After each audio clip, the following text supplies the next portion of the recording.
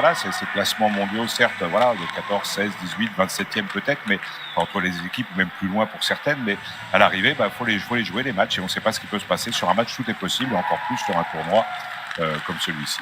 Allez, en tout cas, c'est parti pour ce premier match du tournoi de qualification pour les Jeux Olympiques entre eux. Peu de solutions offensives, hein. Le palais est rendu rapidement aux Français. Et voilà, il va revenir aussi vite en zone offensive. Il y a de la place par le centre. Oui, avec l'erreur.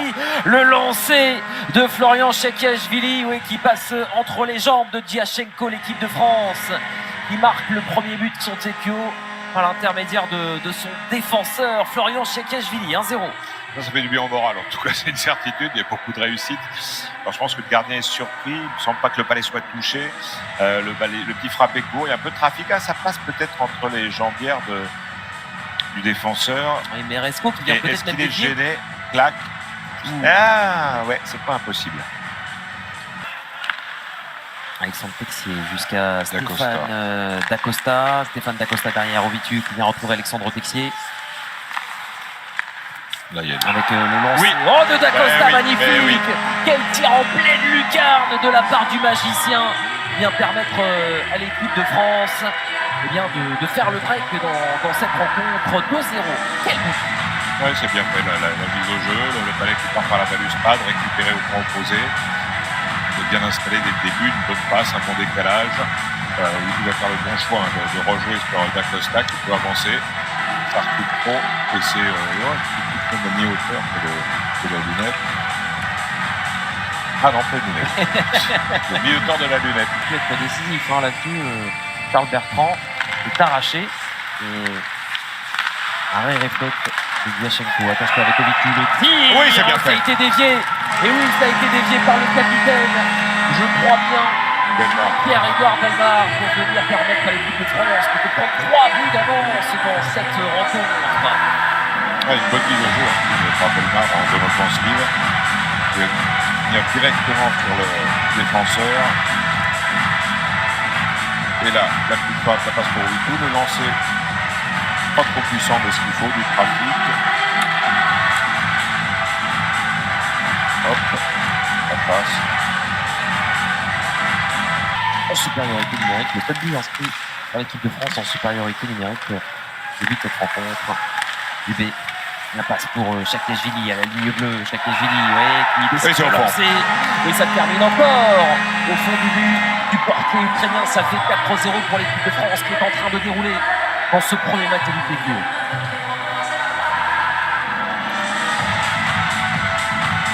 La soirée commence à être un peu difficile pour le gardien ukrainien. Le bon travail de trade devant la cage, mise au jeu, prise en zone offensive. Bellemare encore qui sort le palais. Donc un joli, une bonne passe, qui est redoublé. Aller vers la cage, et là. Alors est-ce que c'est d'abord par Chekashvili ou alors est-ce que c'est un doublé pour Florian Chekashvili? Il va avoir besoin de votre taille de fer là, Stéphane. C'est ma journée. Non mais situation de 3 contre 2 à négocier pour l'Ukraine. On est 4 contre 3 avec le tir qui a été bloqué. Quel retour défensif de la part de Hugo Gallet qui a bloqué son lancer. Et derrière, il y a des espaces. Dubé, le lancer qui vient nettoyer la toile d'araignée dans la lucarne. Cette fois-ci, il est là, le but du 5-0 de l'équipe de France. Et c'est le 3e point dans cette rencontre pour Eric Dubé. Et le réalisateur qui est coach. Il vient de suivre le gardien remplaçant. Il disait c'était le moment de changer. Ce n'est pas complètement faux, hein. Pas plus dans cette période, 5 au total, on n'a pas que la mi-match. Et là, la bonne passe, l'opposant est Dubé, voilà, la deuxième passe. Dubé qui avait fait une bonne présence, pas sur la même présence, c'est un gros travail, je pense, précédemment, au milieu de 3 joueurs ukrainiens, qui était sur le repli défensif, et qui va être là aussi, voilà, un droitier qui peut peut-être pas côté gauche. Parce que même s'il a 37 ans, 38 ans, par là, ça reste du très solide. Oui. Vainqueur de la Coupe Stanley à 2 reprises avec les Kings de Los Angeles. Et le voici, le but ukrainien en supériorité numérique. Lialka qui vient envoyer un missile dans la lucarne de Quentin Papillon. Et en fait, son premier but du match. Il démarre fort, il démarre bien ce 3e tiers-temps, les Ukrainiens, 5-1. Avec pénalité prise en zone offensive par Stéphane Dacosta. Une bonne calculation de palais. Et là, la reprise de volée. Ça vient fort.